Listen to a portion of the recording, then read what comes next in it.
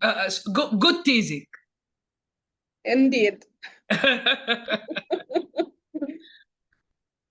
Okay. ما شاء الله لا قوة إلا بالله. We have excited participants who joined today's webinar. So, first of all, good morning, good afternoon, and good evening to whom is joining us from all around the world with this exciting webinar where we are going to host one of the jewels of the Middle East. Her name is Iman Da'bel. She is award-winning PM, Senior Transformation Manager, Strategy Design and Execution.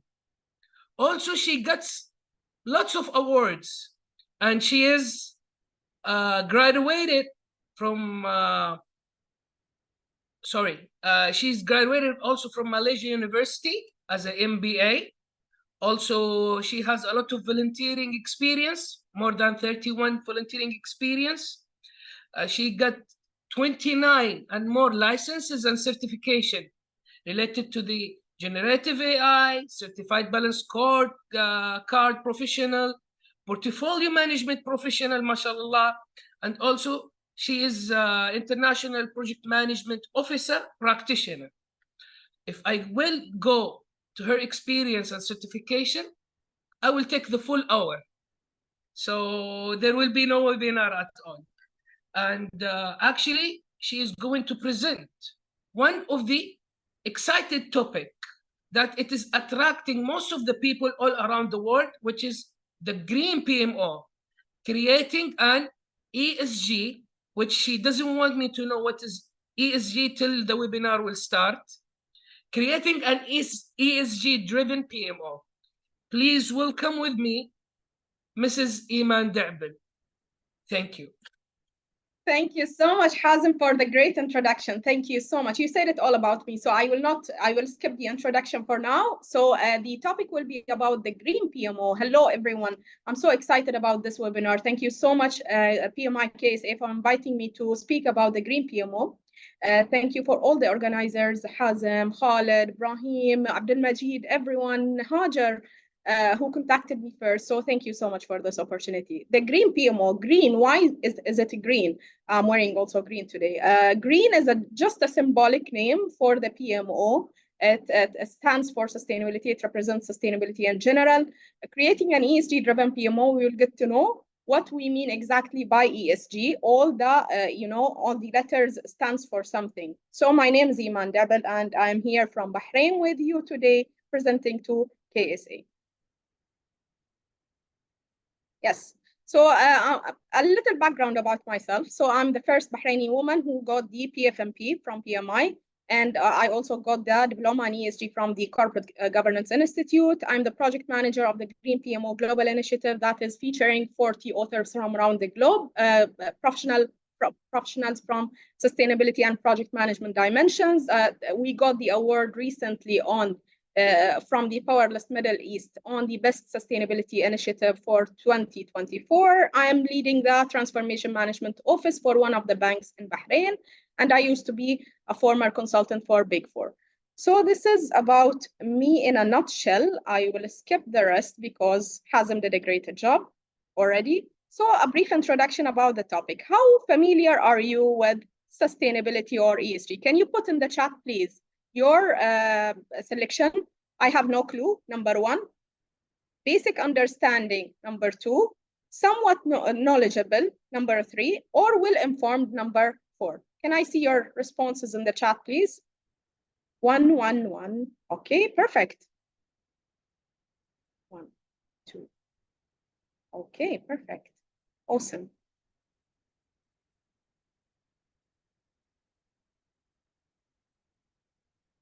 Yes.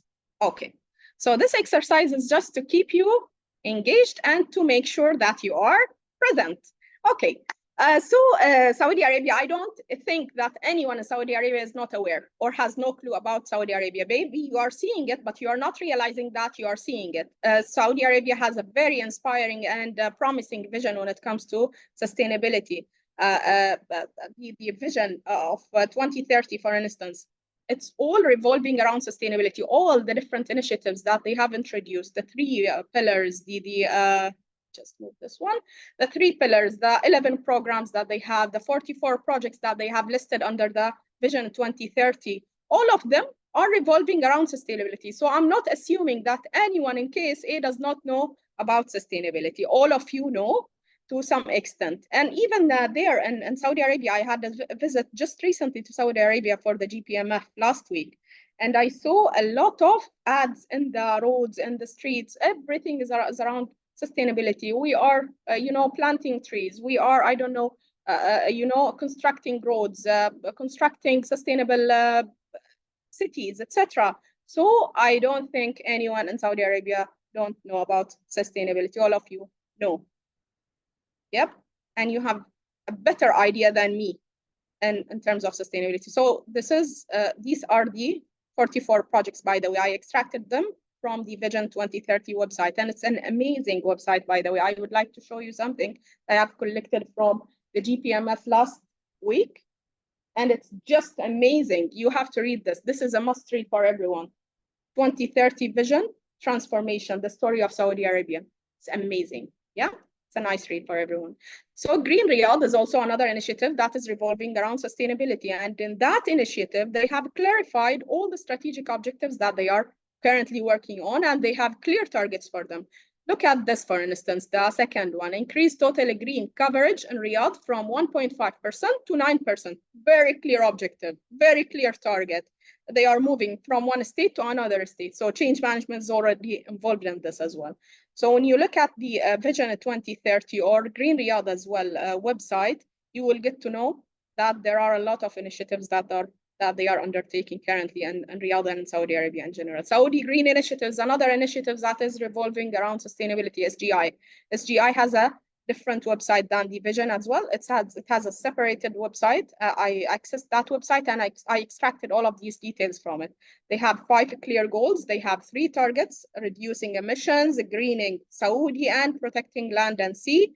And they are all related to SDGs, the United Nations Sustainable Development Goals. They have 12 teams in total, and they are working on more than 80 initiatives, 80 projects in total. Imagine, wow, this is so amazing. So moving forward, what is ESG? Hazem was asking me before the webinar, what is ESG? What does it stand for? ESG stands for environmental, okay? And when we are talking about environmental, we are referring to energy, emissions, waste, resources, carbon emissions, GHG, biodiversity loss, and climate change. A lot of factors that are actually under the environmental perspective. When it comes to social, for instance, we're talking here about labor relations, labor laws, employee engagement, the fair pay, community engagement, employee benefits, volunteering activities. All of these stuff are related to the social perspective of the ESG. When we are talking about the governance, then we are talking about the internal controls, the data protection, board independence and diversity, how much or how many women are there in the boardroom, for instance, the risk management perspectives. All of these stuff are related to the governance. So this is when it comes to ESG. But how does we, differentiate between sustainability and ESG? According to the Corporate Governance Institute, sustainability is a broader concept. Yeah. It was there since life, I think, because it's a English terminology at the end of the day. It's clearly saving the resources for the future generations, for instance. And it's a principle. When it comes to ESG, it's a smaller concept, and it was coined back in 2004 because of a report that was issued by the United Nations, Who Cares Wins. Who Cares Wins is available for download, by the way. So ESG was coined as a term in that report itself. So when it comes to sustainability, it's a broader concept, it's a principle. ESG, on the other hand, is a collection of matrix. You collect all the matrix, all the different factors under each perspective of the pillars that we have already spoken about, which are the environmental, social, and governance. So you collect matrix around those pillars. And then when it comes to sustainability, it's the context of what kind of individual or organization you want to be. Yeah. And that's why when we spoke about Saudi Arabia and the examples of Saudi Arabia, we focused on the sustainability as the context, you know, the organizations and all the different projects and all the visions and all of these initiatives are revolving around sustainability as a concept, as a principle. When it comes to ESG, it's about the numbers, the quantities, the reporting frameworks, and there are a lot of reporting frameworks related to ESG. You name it, CGI, GRI, CSDR, all the alphabets, believe me, they are there. UN SDGs, what else?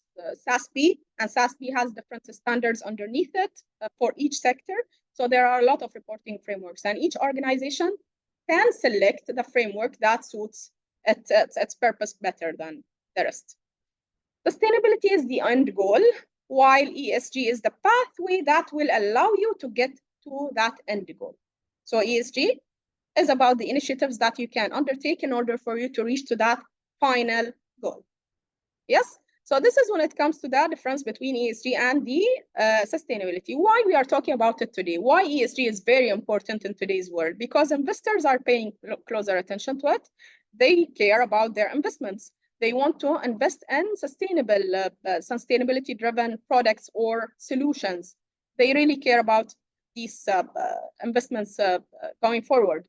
And when it comes to studies, for instance, and real literatures that are around this topic, sustainable investments total 35.3 trillion, or more than a third of all assets in 5 of the world's biggest markets: America, Canada, UK, and the European Union. Yeah. So this is according to Global Sustainable Investment Alliance. Yeah, so those are all studies related to why ESG is very important, why ESG is so significant in today's world, why it's the talk of the town, why everyone is talking about ESG and sustainability out of a sudden. Yeah, for a couple of years, no one was, you know, really speaking about ESG and sustainability, but nowadays, everyone is talking about it. Yeah, everyone wants to fulfill the sustainability targets. Yeah, when it comes to customers, for instance, and especially Gen Z, they really care about sustainability matters. They really care about it. They are also protesting for this. And this is according to a Nelson study. Yeah, employees are paying closer attention to social factors when they are joining organizations. So I care whether that organization is offering me training opportunities, whether that career progression is there, whether the career path is clear for me. I really care about these matters. And those matters are related to the social factors of the ESG. It's underneath the social pillar. Yes, so this is another study that was conducted by the Society of Human Resources Management. When it comes to regulators also, they really care about, and I know so many organizations who are abiding by sustainability frameworks just because of regulators. They want to satisfy regulators. So regulators also is another stakeholder in this equation that really cares about sustainability. Yeah, and this is according to EY, climate change and sustainability, and why they really care about the ESG. What are the challenges of ESG on the other hand? Yeah, lack of clear strategies and unreliable targets. People don't have clear strategies in place. They don't have reliable targets. But when it comes to Saudi Arabia, I was amazed. I was astonished. Everything is very clear. All the targets are very clear. They are reporting on a continuous basis, on a regular basis. They are issuing reports. So when it comes to Saudi Arabia, I was really astonished when it comes to clear strategies and targets. Yeah. When it comes to data inconsistency and inaccuracy and incompleteness, there is a lot of inconsistency, even in the frameworks itself. There are a lot of frameworks. This makes it very hard for you to stay consistent, yeah, and to stay accurate and complete, because you don't know which framework you have to abide by. You don't know which framework you have to report based on. Yeah, so this is when it comes to, and some, by the way, rating agencies also is another factor. Leave beside the rating, the reporting frameworks, but focus on the rating agencies. When it comes to rating agencies, for instance, every rating agency is giving you something different. Yeah, when it comes, for instance, to Sustainalytics or Refinitiv, they might give you a different rating because they are leveraging different methodologies. So every rating agency is giving you a different rating based on their methodology, and that makes it very inconsistent. Yep. Absence of coherent ESG ecosystem. There is no ESG ecosystem or coherent ESG ecosystem. You don't really understand, or we don't really understand all the different perspectives, all the different stakeholders who are really, incorporating into that ESG ecosystem. Yep. Lack of awareness and skilled individuals. So when it comes to awareness and skilled individuals, we can actually defeat this challenge by introducing more programs related to ESG, by introducing more certifications, more qualifications, etc. So we can mitigate this risk to some extent to establish more awareness when it comes to sustainability. There are multiple ESG reporting and rating frameworks, as we said earlier, and this makes it really hard for the data to be consistent or accurate or complete. Yep. So moving forward, now we will come to the interesting part of this presentation. I skipped I moved really fast in the first part because I believe that it's very theoretical. ESG through PMO lens is more practical. It will really clarify to you the approaches that you may adopt in order for you to integrate both ESG and PMO together. So you look at the ESG through the PMO lens. Yeah. Why we are talking about ESG today and how does it relate to PMO? This is the key question that we are trying to address in today's session. Because I believe that there is something in common between ESG and PMO, and that's why we are trying to integrate both dimensions. Yeah, and that thing which is in common, it's value delivery. No doubt, PMO is running towards value delivery. Yeah, and ESG also is therefore value delivery.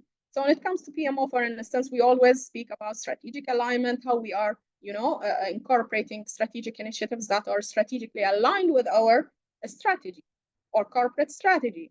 When it comes to PMO, also we are speaking about resources optimization, how we optimize our resources to the best extent possible, how we can utilize our resources to the best extent possible. We are talking about benefits realization, how we can track our benefits, identify our benefits, and then track how they are progressing along the way. We are talking about better governance, how we can put a structure in place for our PMO, how we can structure the reporting lines, decision-making, escalation mechanisms, communication, all of these stuff. So we are talking about this all the time in PMO. When it comes to ESG, it's the same thing. Yeah, we're talking here about top-line growth, of course. We aim for more profit. We aim for more net revenues or revenues, yeah? So we are talking about also investments, how we can optimize our investments, how we can attract capital to us. I know it for a fact because I'm working for a financial institution that all financial institutions going forward in the future will look at your ESG rating as an organization before financing you. Before giving you any credit, they will look at your ESG rating to make sure that you are working towards sustainability and towards ESG matrix. Yeah, we're talking about also cost reduction, how you can, use your resources in order for you to reduce the cost associated to it. Under ESG, also the social factor, we're talking all the time about employee engagement, how you can engage your employee by introducing the proper programs and by, working towards their well-being, etc. So this is when it comes to the something in common that is between the PMO and the ESG, value delivery, and how we can identify value by illustrating all the different factors that we have illustrated. Now, projects are vehicles. What do we mean by this? Starting from what we ended with, value delivery, yeah? Value delivery indicates efficiency, productivity, effectiveness, loyalty, satisfaction, engagement, etc. All of these are values. All of these are benefits, yes? In order for you to get those benefits, you have to have some projects in a place, yeah? All these projects we consider part of the ESG strategy that we have already developed in a place, yeah? So we are having an ESG strategy. This ESG strategy is translated into projects that aims to deliver value at the end of the day. And that's why we're calling it projects are vehicles to deliver value. Yep. And who's managing the projects? You tell me. It's the PMO. Of course, who's managing the projects? It's the PMO. Now back to basics. What is a PMO? What is a PMO exactly? There are a lot of definitions and all different literatures and all different books that were written about project management and PMOs. So when it comes to the Project Management Institute, for instance, they are defining the PMO as an organizational body or entity assigned various responsibilities related to the centralized and coordinated management of those projects under its domain. So this is the PMI definition. The PMO is a center of excellence and a guardian of the organization's corporate approach to change, offering a better chance of success in a fast-moving and ever-changing world. This is the excellence definition for the PMO. While the PMO Global Alliance, and this is something I really like, has suggested a model that defines the PMO according to 3 different levels. Either it's enterprise PMO, yeah, so it's for all the PMO, for all the projects that are being run by this organization, there is one single enterprise PMO that is responsible for all the execution of those projects. Or it's a departmental PMO. So you have an IT PMO, for instance, under your IT department, who's responsible for managing the IT projects. Or it's a project or program PMO that is established and dissolved when the project is already ended or has a finish line, you know? So from these definitions, we understand or we realize that there is no one size fits all. This is the conclusion that we can reach to. PMO has many names. It could be called VMO, Value Management System, or Value Management Office, or it could be called TMO, Transformation Management Office, or SMO, Strategy Management Office, or it could be called anything. Yeah. And it's not important, actually. What really matters is the functions and the services that are assigned to that PMO to run. PMO has many types, has many topologies, has many structures, it has many services, and could have so many different models. It depends on your stakeholders, their expectations, and your organization's appetite and maturity, the way you are defining your PMO. Yes? So moving forward, what are the suggested models for you to integrate both ESG and PMO? The first model is ESG for projects. And here we are talking mainly about the alignment part. So you are aligning your projects to ESG. Yeah, ESG as a strategic theme. So here you are incorporating ESG as a strategic theme within your balanced scorecard, assuming that your PMO is handling the strategy part of things. Yeah, so they are responsible for the strategy creation, and you are incorporating the ESG as part of the strategy as a strategic theme.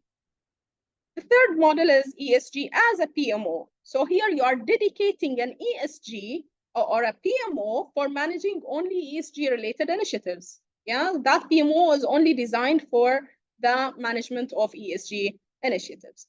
So these are the 3 models. Now you will ask me, which model shall I select? It all depends on your organization's maturity, organization's appetite, the stakeholders at C-suite level, what they are expecting, and how responsive they are to ESG and sustainability matters. It all depends on these factors. Can I have some questions before we continue? Just to make sure that you are still with me. Actually, Mr.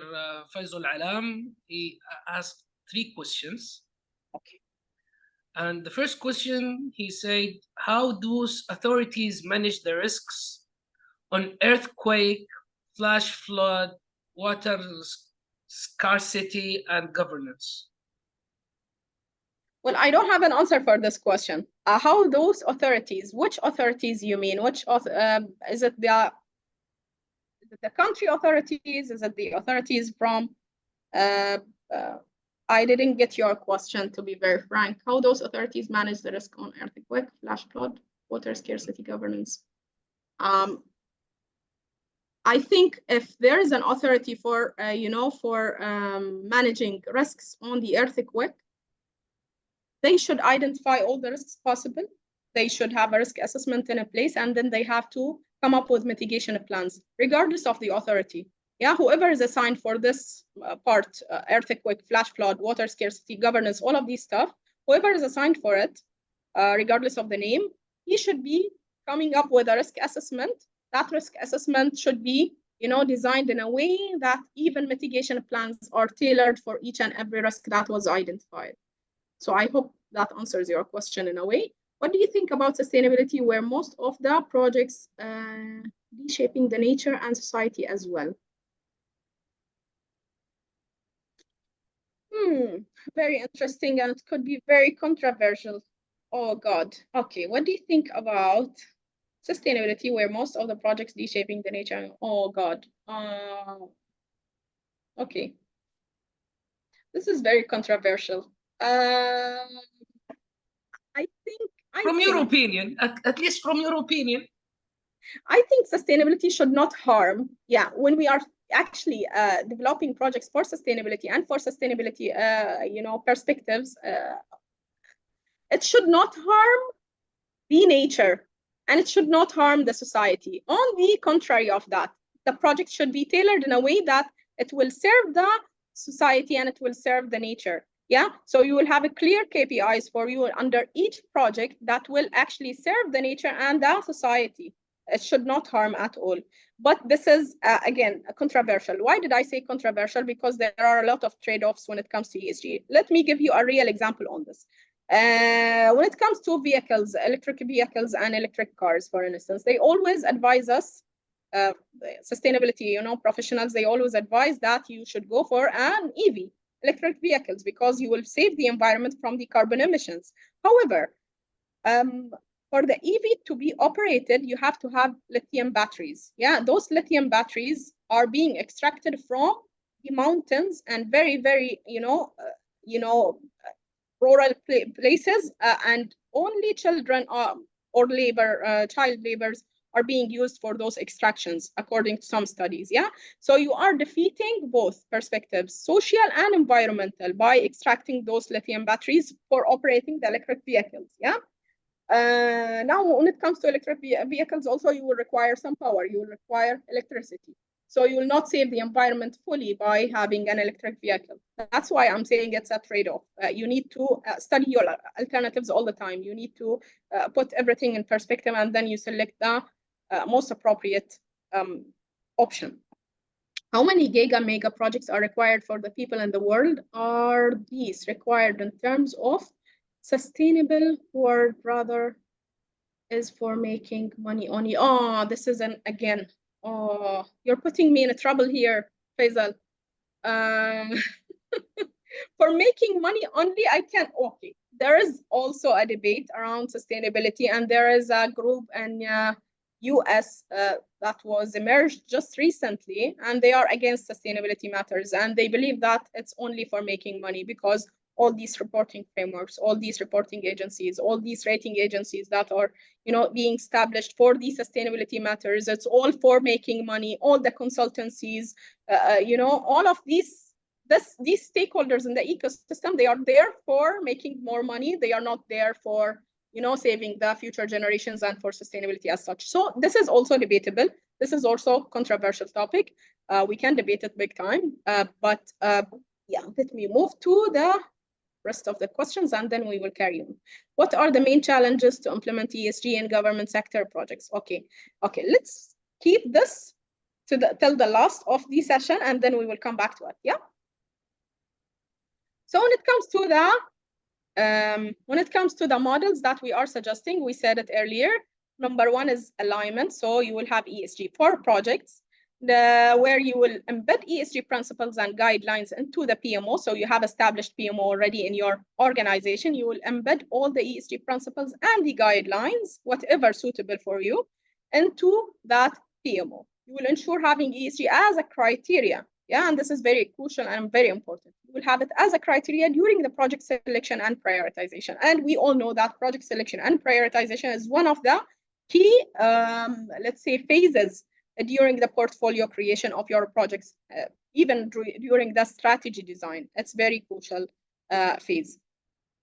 Ensure that all the projects have or align to ESG KPIs in a way. So you have a list of all the projects, and you have ESG KPIs that are aligned to those projects. So when it comes to social, I want to hire more females, for instance. I want to have 50% females in my project. When it comes to environmental, I want to reduce the carbon emissions of that project. I want to reduce the paper usage of that project, etc.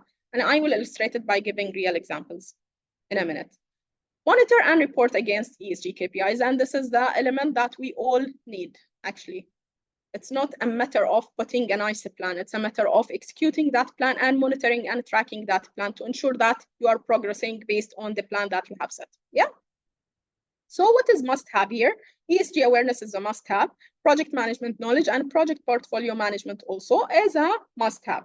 What is nice to have in this case? It's the UN SDG awareness, of course. The United Nations Sustainable Development Goals, the 17 goals, and underneath 169 targets are essential to be aware of, indeed, because you need to align yourself to something. Yeah.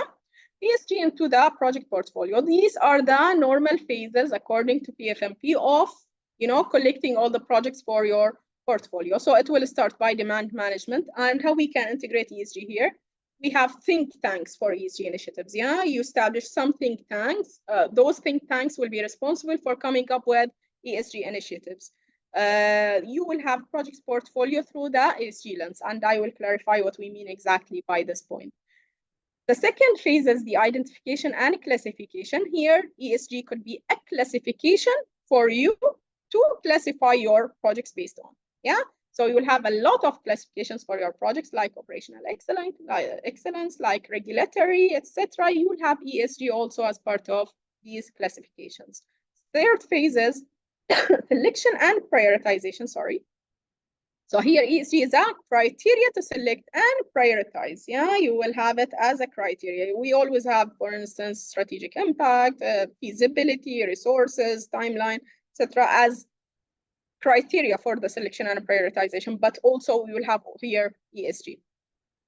Project execution, align projects to ESG strategy. Here we will have it aligned all the time. We will ensure that our projects are very aligned to all the ESG perspective. We will ensure also that all projects have ESG KPIs in place.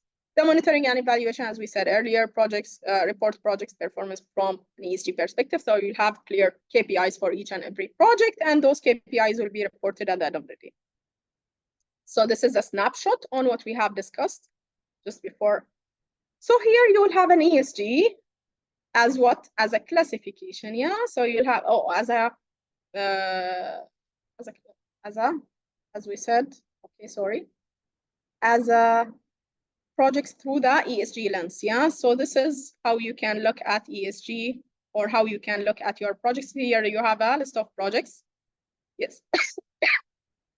Sorry, you have a list of the projects, and here you will have to look at the projects through the ESG lens. So you'll have it as a weightage, yeah, for you to rate the projects according to ESG.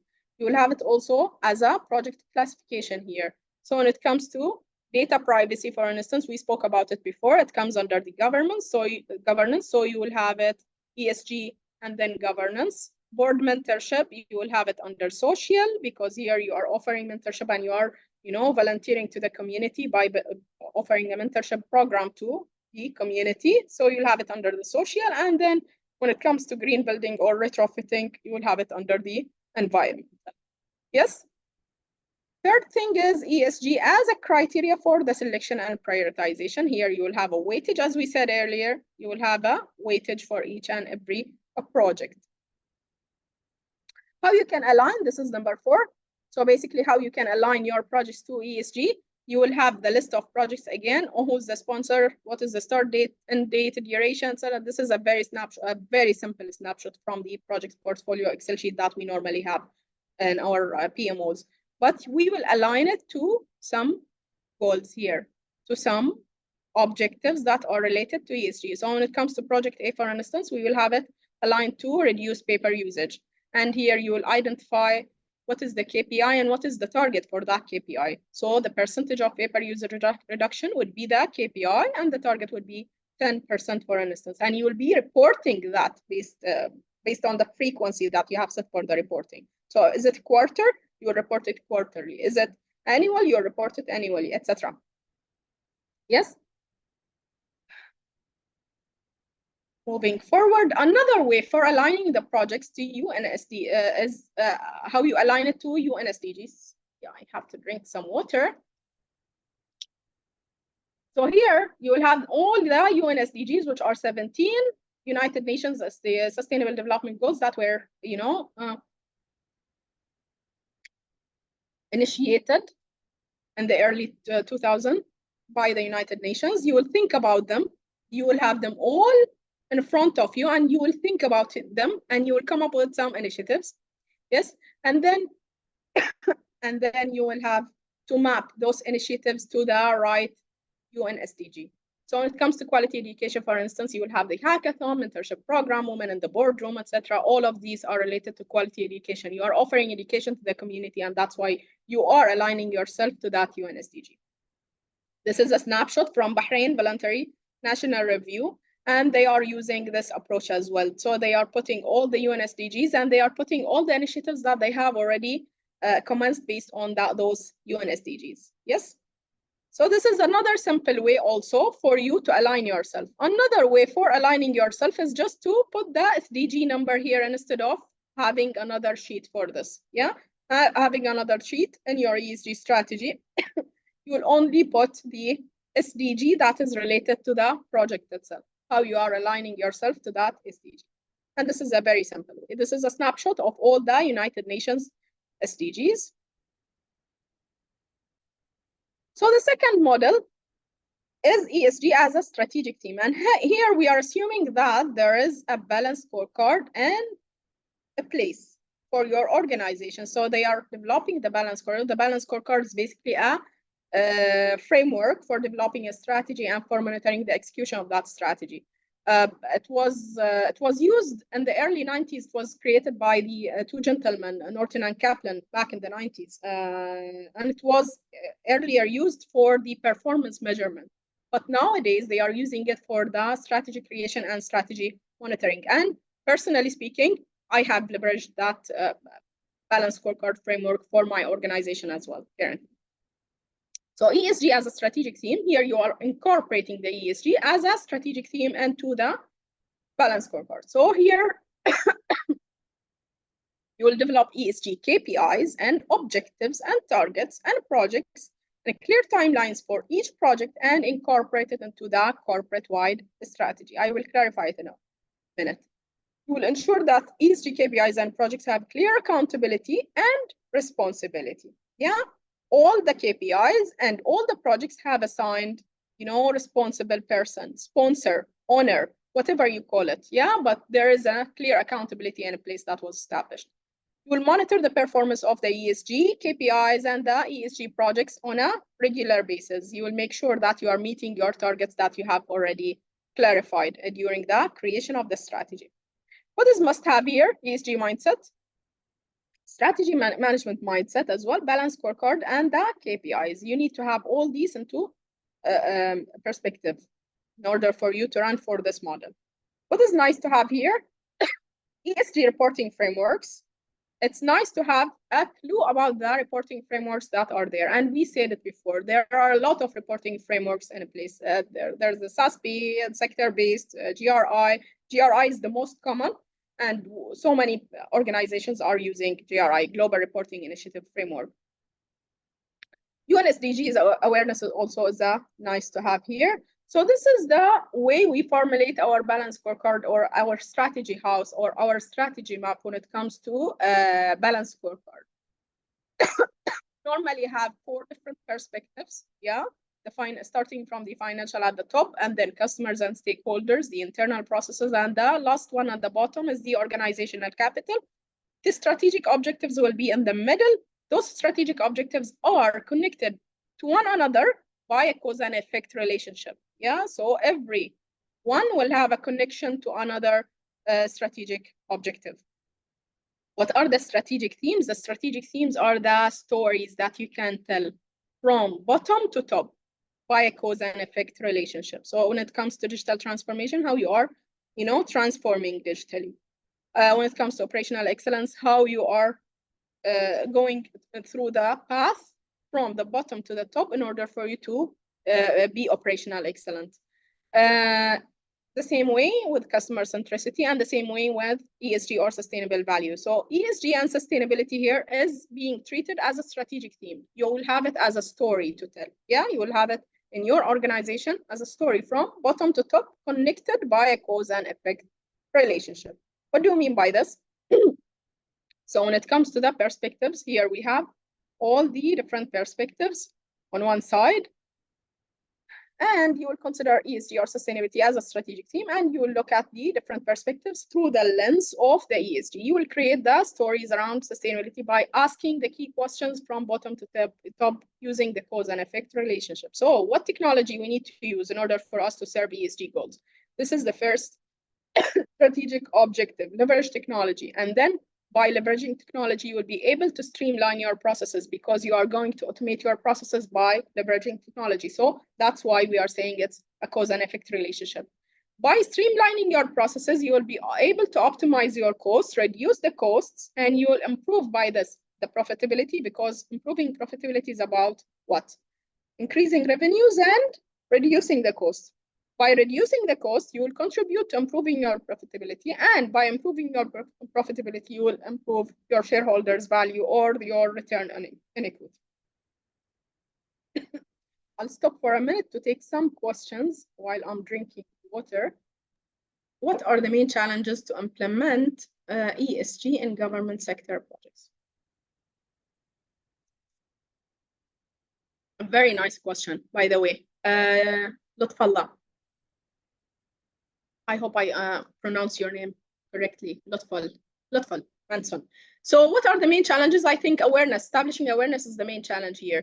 When it comes to government sector, you need to have a vision. You need to have a qualified leader at the top. You need to set the tone from the top in order for you to defeat all the challenges. This is the first thing. Second thing, when it comes to resistance, there will be a lot of resistance when it comes to implementing ESG and sustainability. There will be a lot of people who are really keen to have different perspectives, like what we said earlier about the trade-offs and about religious perspectives around ESG and sustainability, etc. So convincing all these people, change management in itself will require a lot of time. Communicating all these different perspectives will require a lot of times. Political issues also, driving people towards your own agenda or others' agenda is another dimension for this. The meaning for having an ESG project will rely or will involve a lot of stakeholders, honestly speaking. Yeah, a lot of stakeholders in the ecosystem. So convincing all these stakeholders to play on the same rhythm and to play on the same tone is a challenge. That's the main challenge, I think, stakeholders. How ESG can link between water and energy resources? Well, I'm not a specialist in water and energy resources, so I can't really answer this question, but I think there will be a great linkage between both of them, since they are both,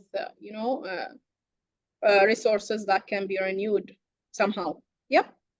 How to deal with change resistance, establishing awareness. The first thing, communicating, transparency, all of these things will contribute towards convincing people, actually. And to convince people, you have to establish the awareness. You need to train them to accept. You need to train them that this change has a value for them and for the society. Yeah, so this is when it comes to change resistance. Okay, let's carry on, and then we will come back to the rest of the questions. Just I would like to elaborate more about Mustafa's question, how ESG can link between water and energy resources. Actually, most of the cities that it has royal commissions, or it has some commissions that are regulatory for the companies to be established, or the industries to be established in those in those cities, they are acting like ESG. They are acting like ESG more than they act ESG PMO as a regulation, as a governance. So in terms of water, in terms of energy resources. So this is the link between the water and energy resources with ESG PMOs. It goes from there. So I hope we answered the question. And sorry for the interruption, Mrs. Iman. Not at all, not at all. I took my time to drink some water. Yeah. Okay. It seems that I was so excited in a way that I ran it so fast and I lost my, my sound somehow. Anyways, so when it comes to some examples of the ESG objectives that can be incorporated as part of the objectives and the KPIs, those are some examples, but there are a lot of, and all the frameworks will provide you a lot of examples around the categories under each, the environmental, the social, and the governance, and then the associated also KPIs to those objectives. Yeah. And then the rest of the things will rely on you actually setting a clear target for that KPI and setting a frequency for the reporting of that particular KPI in order for you to make sure that you are meeting the target that you have set. So this is one of the things that you can actually leverage. The third model is around ESG as a PMO. So here you have a dedicated unit only for managing the ESG projects or sustainability projects. You will formulate an ESG framework, a strategy in place, KPIs, targets, projects, milestones, and benefits. All of these stuff will be formulated as part of your ESG framework. You will execute or facilitate the execution. And here we have to be careful. Either you will execute, you as a PMO, you'll be responsible for the execution of those ESG KPIs and ESG initiatives, or you will be facilitating the execution. And what does that mean? You'll be facilitating the cross-functional relationships between the different teams within your organization in order for you to make sure that your ESG projects are being implemented and executed in the right manner.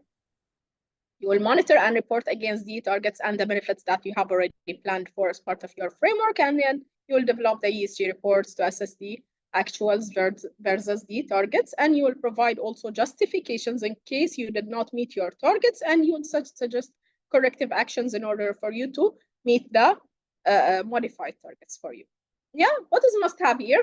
Everything is must-have, by the way. ESG mindset is a must-have. ESG reporting frameworks, you have to understand all the reporting frameworks because you have a dedicated unit for the ESG here, and you will have a strategy management knowledge, a balanced scorecard and KPIs, project management, project portfolio management. There's a difference between both, and change management to defeat the resistance of change, of course, by establishing proper awareness and communicating to different stakeholders, etc., and setting clear benefits and values for each and every one, and benefit realization. ESG PMO. So this is a proposed framework, but all depends on your organization and the maturity of your organization and the appetite to handle such frameworks. So what are the inputs of that framework? SDG 17 could be an input. ESG frameworks could be an input because they will provide you with a clear KPIs and a clear matrix for you to report based on. Yeah. The country vision. So you are working in Saudi Arabia, for instance. There is a country vision that you have to abide by, that you have to be enlightened by. Yeah. So that country vision should be one of your key inputs in order for you to proceed setting your ESG PMO. You'll have a corporate strategy in place as well. So there is a strategy, a clear one for your organization, and you will have also the risk and audit reports. And that's why we said it earlier when Faisal asked about the risks. You have to identify all the risks. You have to identify all the mitigation plans for those risks as well. So what is ESG strategy here? You will set a vision and mission based on the inputs that you have gathered. You will have a clear direction. You'll have ESG KPIs, and beside each KPI, you will have a clear target for it. So if you have a reduced paper usage, you will have a target by 10%, for instance. Yeah. ESG projects, you will have also planned benefits, planned qualitative and quantitative benefits for each and every project you are planning for. And then you will reach to the final stage, which is the outcomes and how you can report your value delivery. Yeah, the thing that we have said, it's something in common between ESG and PMO earlier. This is how we can link our presentation all together. Yeah. So the targets versus the actuals, the planned benefits versus the realized benefits. You will report it all. You will issue your ESG report, and then you'll be able to disclose it or provide a disclosure for the rating agencies to provide you an ESG score. And this is how you can actually achieve a sustainable future. What are the key enablers for you? As we said earlier, when Faisal asked, visionary and qualified leader, someone who really believes in ESG, someone who really believes in sustainability. You will require that in place. You will have a strong governance model. clear reporting structure, clear reporting lines, clear roles and responsibilities, decision-making mechanism, escalation mechanism, communication mechanism. All of these are very essential in order for you to proceed with this. What else? Clear ESG strategy, clear objectives, clear initiatives, smart objectives, clear matrix. All of these should be put in a place in order for it to proceed. A proper system or tool to measure the performance, like an ESG scorecard, and I will show you in a second how an ESG scorecard can be built in a very simple way using Excel sheets as well. And you will have a supportive ecosystem. So all the different stakeholders within this equation should play together, should come together, should play the same rhythm, should play a music in a symphony, and you will be the orchestrator of the symphony. ESG scorecard or snapshot about the ESG scorecard that I have developed for our organization earlier. So this is the ESG scorecard that we are currently leveraging, and you can actually leverage any scorecard that is system-based. Yeah, there are a lot of systems currently that are providing such scorecards for the ESG to manage sustainability.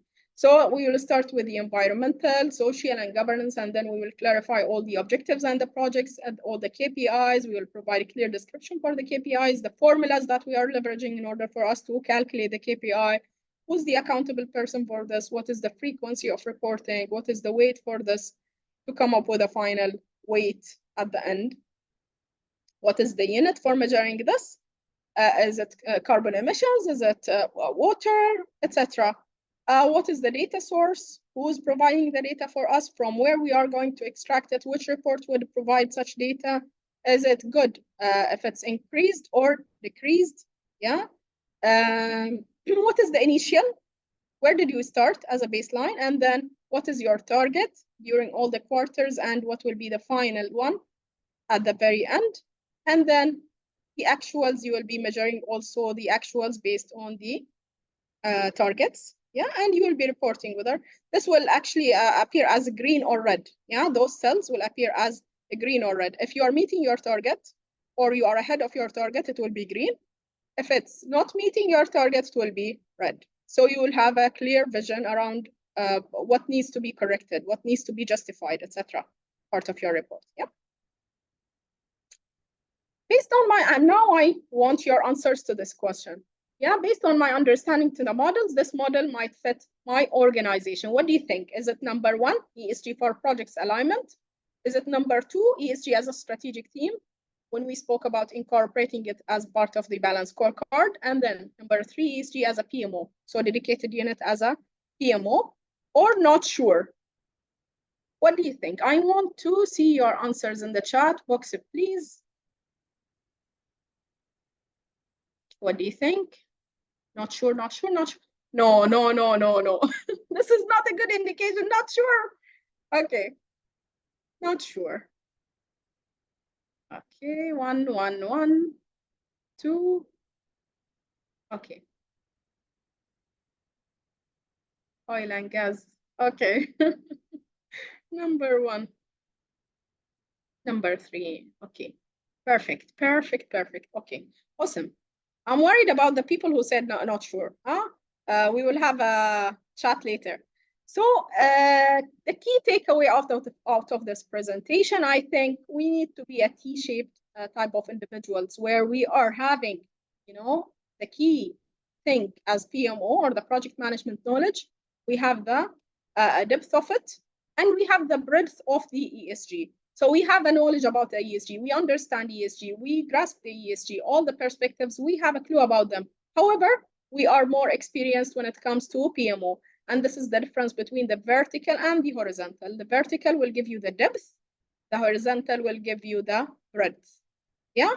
So here you have the knowledge, the awareness, and here you will have the expertise, and you have the full, handling of such matters. This is the key takeaway. We are not supposed to be ESG experts. I'm not an ESG expert. I'm just trying to, integrate ESG into the PMO, since I am a PMO professional. Yep. This is the final announcement for the day, and then we will have more questions. Stay tuned. We are launching a book very soon, The Green PMO. It won the award of the Powerless Middle East Awards for the Best Sustainable Initiative.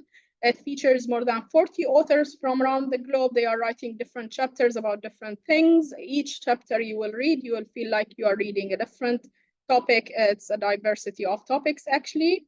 It all, revolves around the integration and the intersection between the PMO and the sustainability matters. I hope you find it very useful and interesting. And we are launching it by end of this June or early July, inshallah. Yep. Now I'm ready for your questions, challenging questions. So we have answered this question. Choose the way to. What is the criteria we consider when choose the way to integrate ESG and PMO?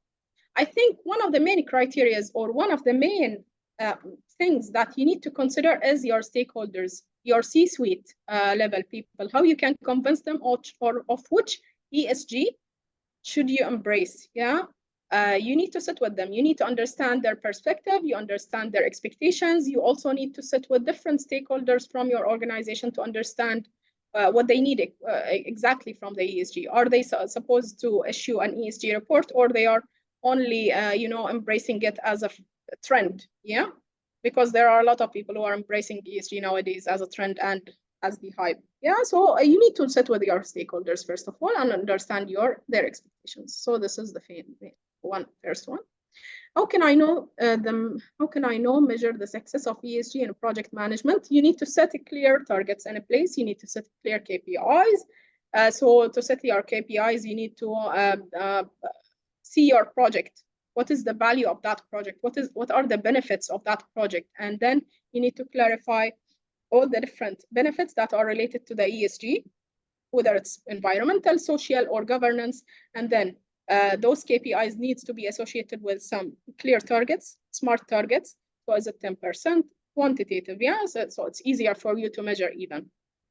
Is it 10%, 15%? A woman empowerment, for instance, or woman in the boardroom, is it 50%? If it's 50%, you need to report it at the end of the period. And then you need to see whether you are meeting your target or not. Okay. What are the most crucial KPIs to be monitored? How to measure those metrics? It depends on your organization. Yeah, we can't really have a clear answer for this because it all depends on your organization. If you're working for a financial sector, you will have a different set of KPIs. If you're working for oil and gas, you will have different set of KPIs. If you're working for aviation, you will have different set of KPIs. Yeah, so each organization and each industry will require different set of KPIs. And SASB, they are doing great in this because they have issued standards for reporting. SASB, sustainability, I can't remember the acronym. I told you all the alphabets are there when it comes to reporting frameworks. But SASB, they have issued different standards for each sector. Yeah. So those the sector that is related to you, you embrace the SASB standard that is related to that sector, and then you report based on those KPIs that have been specified by them. Speaking of sustainability and process optimization, what's your take on the use of digital money, CBDC, and stable coins to link the global economic and banking environment? Speaking again, it's a very debatable topic. It's very controversial. Yeah. Okay. Some people will say that it's okay. It's since it's digital money, okay, we are saving the environment from printing more notes. Yeah. But some other people will say that the currency will lose its value. So it's very controversial. I don't have a say in this. To be very frank with you, currently. But yeah, speaking about sustainability and process optimization, definitely it will optimize the process because you have digital money. But there are a lot of risks that you need to cater for as well, like the cybersecurity risks and all of these stuff that we all know about. So it's a trade-off at the end of the day. Yeah, you embrace something, but on the account of another thing. How can KSA further incentivize companies to adopt strong ESG practices? I think KSA is going the extra mile in this. To be very frank with you, the KSA government is going the extra mile as far as ESG and sustainability is concerned, honestly speaking. From what I saw last time during my visit to Riyadh, they are doing great, honestly. How can they incentivize the companies to adopt strong ESG practices? I have no answer for this. However, it could be so many different things. It could be so many different ideas. For instance, by reducing the taxations for those companies, for instance, if they are meeting their ESG KPIs and their ESG targets, but that will require additional layer of control, additional layer of assurance, because we don't want greenwashing at the end of the day. We don't want those, and greenwashing gets claiming that you are practicing something while you are not, yeah? So we don't want those organizations to go for a greenwashing because they want to get incentivized from the KSA government. We want those KPI companies to adopt ESG because they believe in it, yeah? So as long as we can introduce controls in a place, we can incentivize them by reducing the taxations, for instance. Yeah, what are the environmental assessment methods?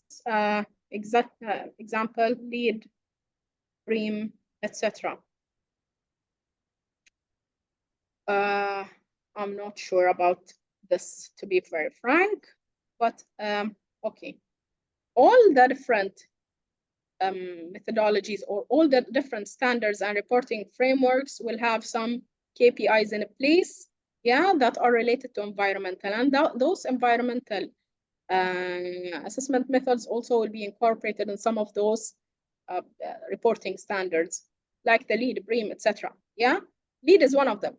LEED is to assess the green buildings and all of these stuff. Yeah, but there are a lot of methods, to be very frank. I'm not aware of this because I'm not an environmental specialist.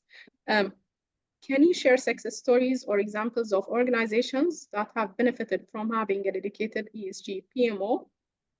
I think there are a lot of organizations that are trying to embrace such idea currently. And one of the organizations that came to my mind now when you ask me this question is Zain. Zain, they have a clear strategy in place for their ESG. They have clear KPIs and they have clear pillars under ESG strategy. They are working towards, gender parity and all of these stuff. So I think Zain is one of the examples, the good examples, when it comes to having a dedicated ESG PMO, or at least their function that is responsible for, we can't call it an ESG PMO, but their function that is responsible for the sustainability is very aware of all the sustainability matters, and they are really aware of how to develop a strategy and how to monitor that strategy and how to report based on that strategy. So it's not the naming, but the functionality of that is relying around this one, revolving around it, yeah? This will help in understanding the image better. This is a continuation. How to identify risk. Okay. How to identify risk. Okay. Okay, you have a project in place currently, and you want to identify the risk that is associated to that project. So basically, resources availability is a risk. Yeah, how to mitigate such risk? You need to set a plan, a clear plan for all your resources in order for you to make sure that they will be available, they will be capable of handling this, and they will be also having the required capacity when it comes to their assignments, yeah?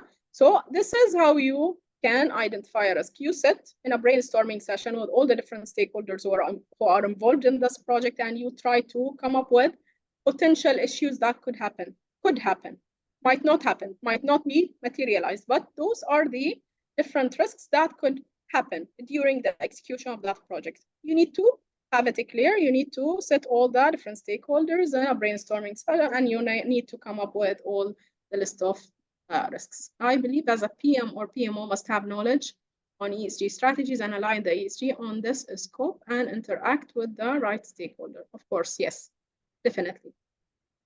How well KRI and KPI work in sync with PMO and ESG? Okay, this is a very interesting topic. So now people are shifting from KPIs to KRIs, yeah? No. KRI is key risk indicators, yes. KPI is a key performance indicator. So how they can work in sync with PMO and ESG. How they can work in sync. I think by embracing the last model, which we have clarified, yeah, you are actually taking both of them as inputs. The KRI is one of the key inputs because you are actually taking into consideration the risk and the audit report. So you're taking those, yeah, you're embracing them as one of the key inputs for you to develop your strategy. What are the key risk indicators for all of these stuff? Well, when it comes to environmental, social, and governance, and you are tailoring a plan in order for you to defeat those or to mitigate those risks. And then the KPIs will be used for you to measure whether you are meeting what you have promised or not. We have our own strategic EPMO framework, how we can embed the ESG in our framework and practices. Yeah, as we clarified earlier, how you can embed it either by selecting the model 1 or model 2 or model 3. So this is how you can embrace it, but it depends. Selecting the right model depends on your organization's maturity at the end of the day. As we said earlier, either you put it during the selection and prioritization, or you put it as a classification, or put it as a weightage for you to select you. So you look at each and every project from the ESG lens, yes? What do you think are the most important factors for the success of the ESG application in the world of business, the profit seeker only?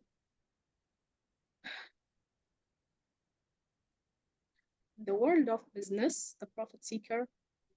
Okay, for the profit organizations, I think the most important factors is for the success of the ESG is believing in its value, first of all. Yeah, embracing ESG for the sake of delivering value, not embracing ESG for the sake of riding the hype like everyone else. Yeah, you need to embrace it for the sake of process optimization, for the sake of resources optimization, for the sake of strategic alignment, for the sake of saving the environment from the disastrous matters that's happening currently. So you want to embrace it because you believe in the value of it and you have a clear value for it. Yeah, this is how you this is the most important factor. How well care? Okay, we answered this question. What is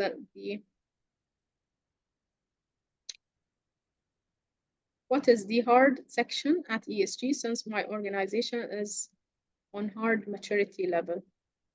What is the hard section at ESG? Hard.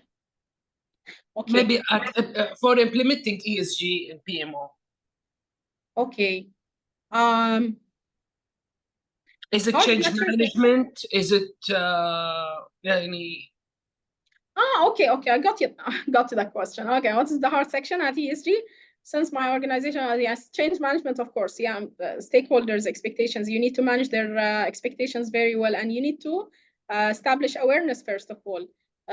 Because if they don't believe in it, they don't have a clue about it, they will not embrace it and they will not go for it. Yeah, I've worked with C-suite level and board members who were not at all believing in ESG and sustainability.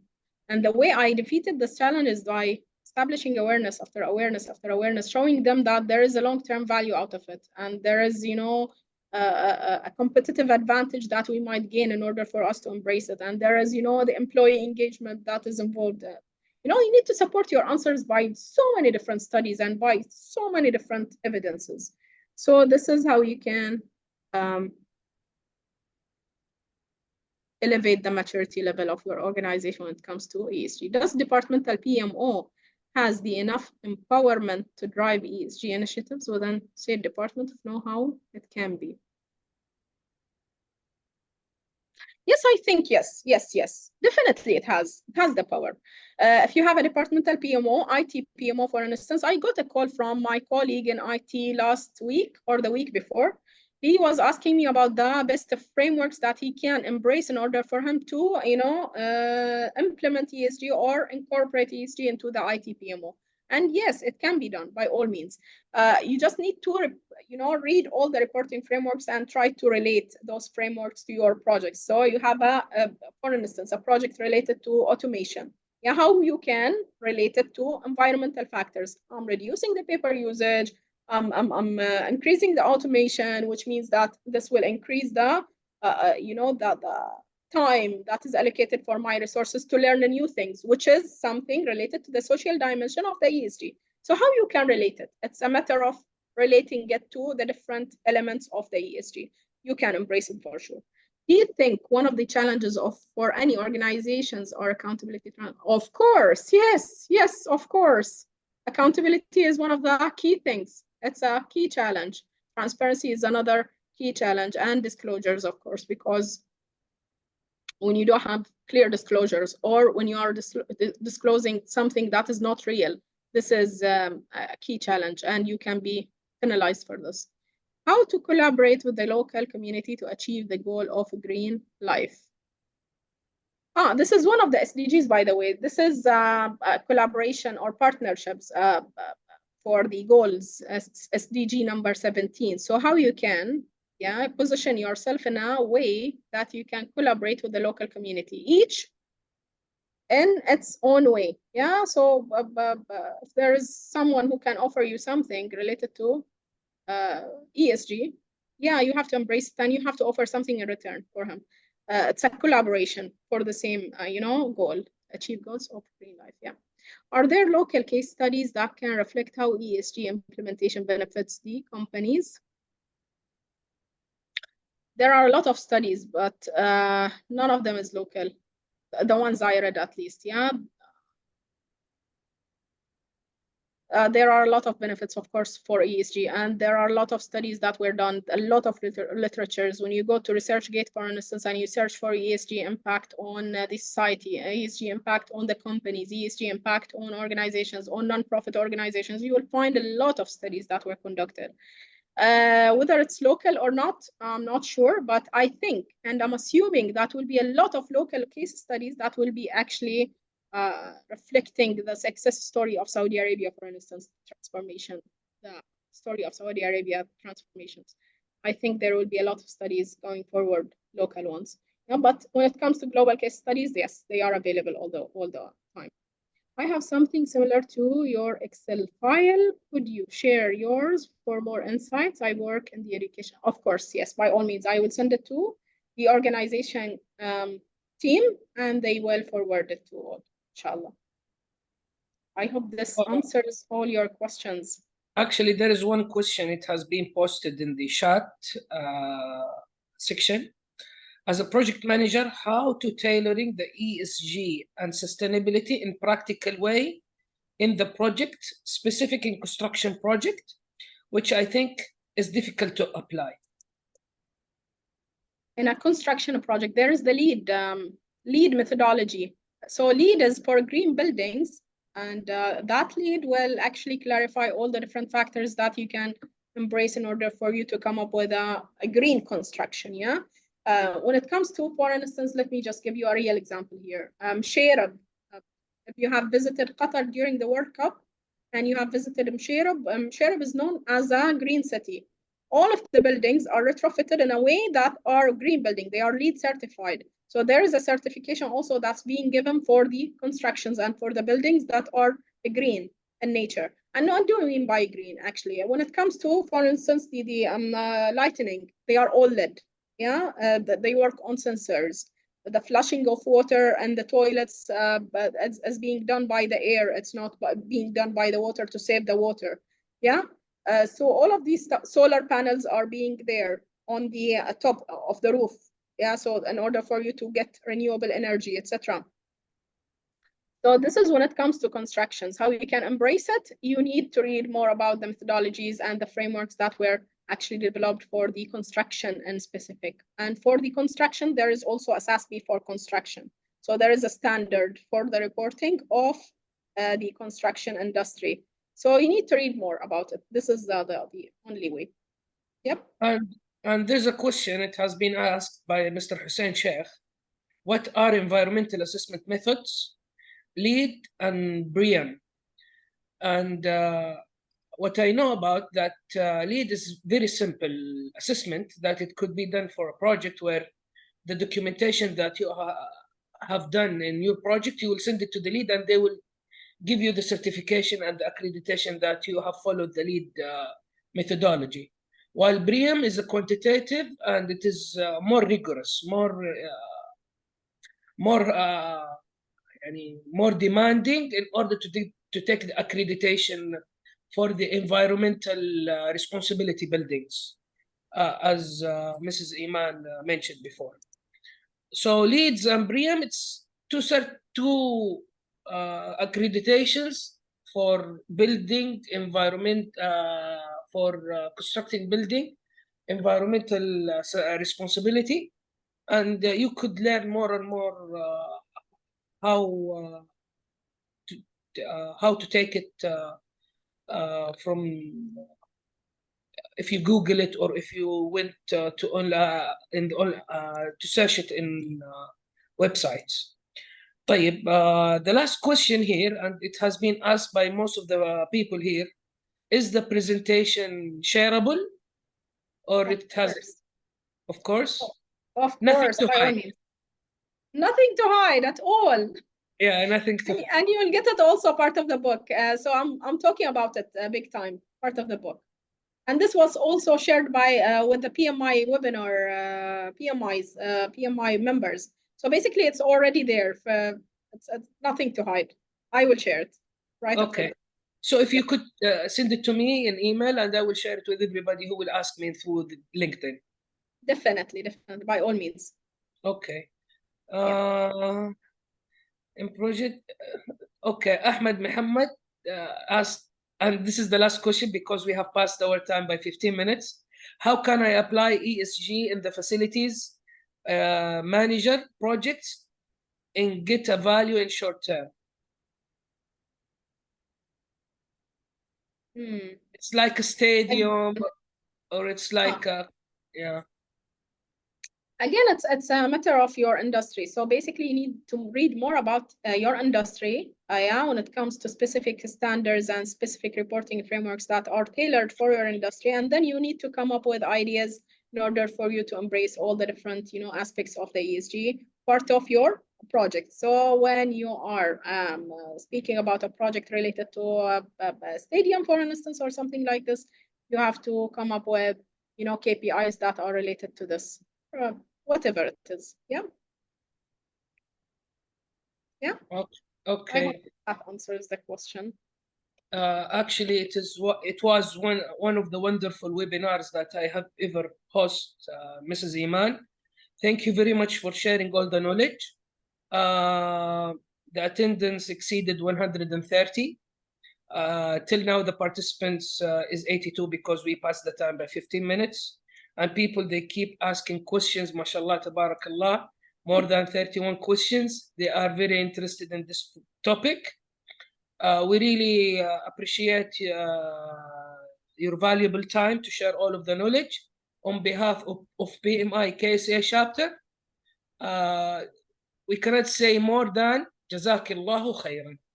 Thank you so much. That's the best word I want to hear. Alhamdulillah. Yeah. Thank you so much. Thank you. Thank you, Hazem. Thank you, all the organizing team. Hajar, Khalid, Abdul Majid, Ibrahim, all of you. Thank you. You are amazing. Thank you. Very collaborative. Thank you. Allah يعطيكم العافية جميعا. And also I would like to appreciate all the participants or the attendees, the people who ask questions. And if you could, please, if you would like to claim your PDU, we have shared the PDU code, so you could apply through pmi.org. And last but not least, inshallah, we will see you soon in another webinar. And hopefully, inshallah, we will have more information about the project management, more information about any aspect related to the project management, to increase the knowledge and to uplift our skills in order to deliver all of those projects, inshallah, timely basis, and within the cost, within the budget, within the schedule. And as Mrs. Iman said, ESG. So it is environmental, it is social, and also it is I always Governance. forget. Yeah, Governance. governance and governance. Thank you, thank you, ladies and gentlemen, and I hope to see you soon. Thank you. Thank you. Bye-bye. Bye.